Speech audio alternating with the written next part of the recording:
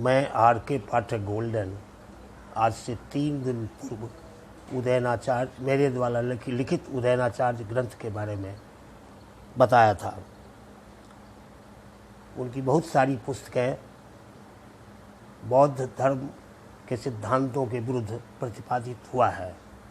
कुछ के बारे में मैंने चर्चा भी कर दी है, लेकिन इसके बावजूद भी जब जनमानस में यह संदेह लगा रहा कि क्या करना है, कौन सा धर्म अपनाना है, क्या ठीक होगा, तो उसके बाद उन्होंने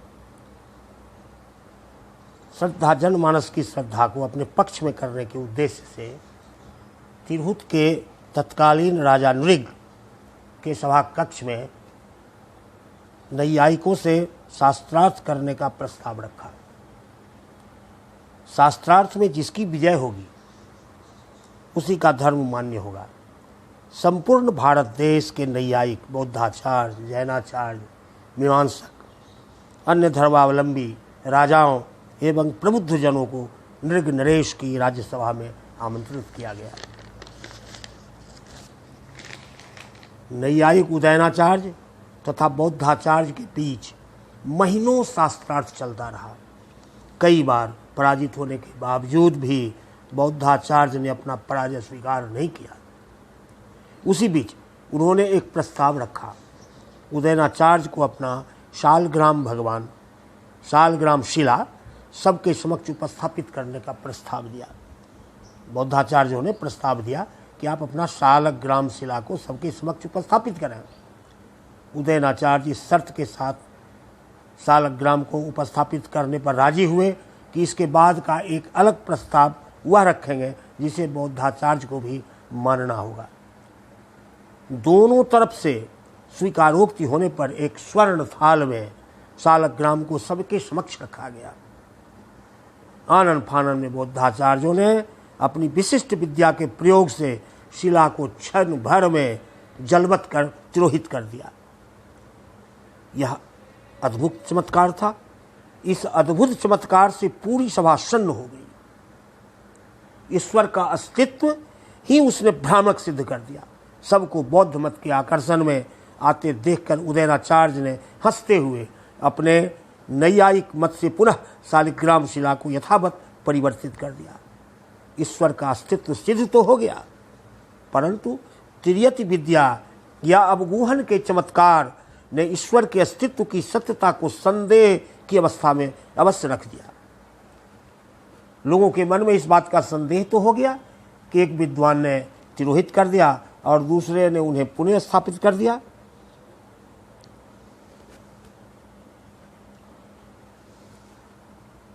अब उदयनाचार्य ने पूर्व से स्वीकृत अपना प्रस्ताव सभा कक्ष में रखा। सभा कक्ष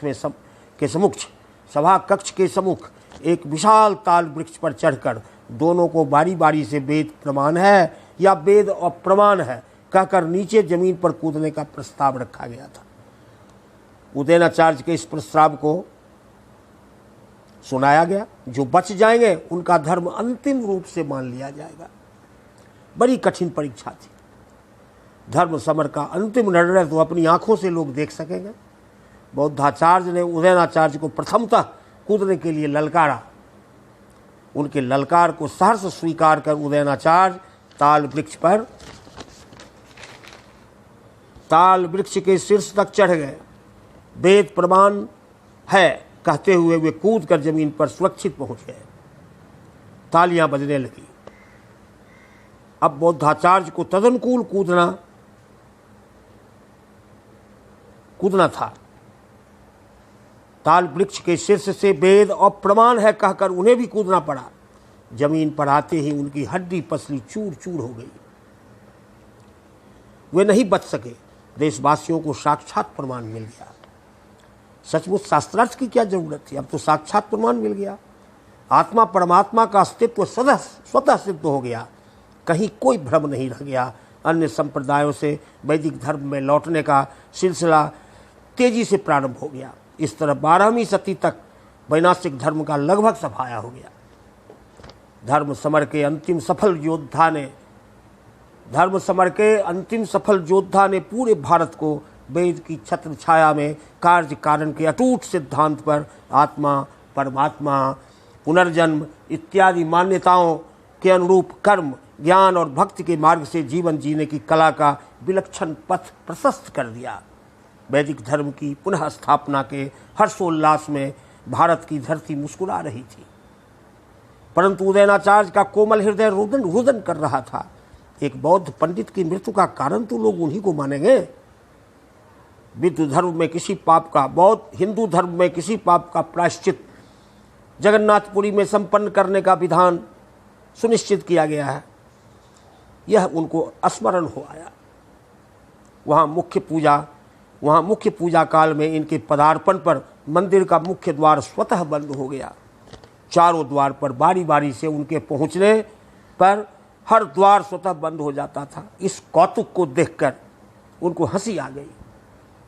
उन्होंने धिक्कारते हुए जगन्नाथ जी को धिक्कारते हुए यह श्लोक सुनाया, जगन्नाथ सुरश्रेष्ठ ऐश्वर्य मदमत्तोषि माम बज्ञाय वर्तसे उपस्तुतेखु बौद्धेखु मदधीना तव स्थिति।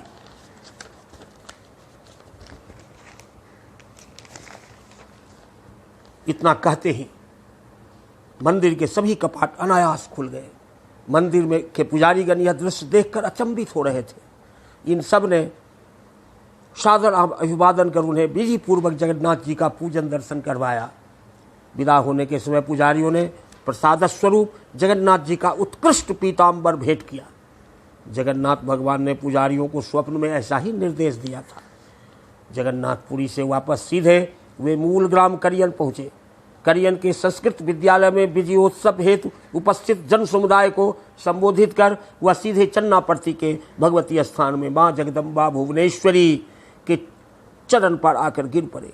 अश्रुपूर्ण नेत्र, कंठ अवरुद्ध, लेकिन हृदय में अटूट विश्वास तथा अवतार के अपेक्षित गुणों से परिपूर्ण उदयन का मस्तक ठोक कर जगदम्बा ने बहुमूल्य आशीर्वचनों से उन्हें अभिरक्षित कर दिया। हे माता, आपने असीमित शक्ति से एक अकिंचन पुरुष को अवतार स्वरूप प्रतिष्ठित कर दिया है। नव्य न्याय का सहारा प्राप्त कर प्रत्यक्ष, अनुमान, शब्द और उपमान के प्रमाणों से आत्मा, परमात्मा, वेद, कार्य कारण सिद्धांत, पुनर्जन्म, स्वर्ग, मोक्ष आदि को पूर्णतया सिद्ध कर दिया है। अब इसके सर्वमान्य होने के कारण भारत का संभावित विभाजन भी रुक गया है, क्योंकि भारत धर्म के आधार पर बंटने की स्थिति में पहुंच चुका था।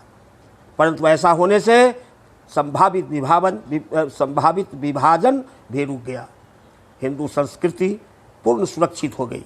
आपके आदेश का पूर्णतः पालन हुआ है, लेकिन मेरी एक महत्वपूर्ण अभिलाषा शेष रह गई है। मैं शिव सहित आपकी निरंतर सेवा मनद्वीप धाम जाकर करना चाहता हूँ। ऐसा सौभाग्य प्रदान कर मुझे कृतार्थ कीजिए। जगदम्बा के तथास्तु कहने पर उदयनाचार्य भाव विह्वल हो गए। तुरंत काशी पहुंचकर मणिकर्णिका में गंगा स्नान किया और विश्वनाथ पूजन के बाद अपने भौतिक शरीर का त्याग कर दिया। उन्हें तो मध्य आकाश स्थित मणिद्वीप पहुंचने की तीव्र व्यग्रता थी। अब इसके बाद आगे जो काव्य रूप में है, कुछ कृतियां पहले भी सुना चुके हैं, अब इसमें यह सुनाया जाएगा और इसका समापन उसी काव्य से किया जाएगा।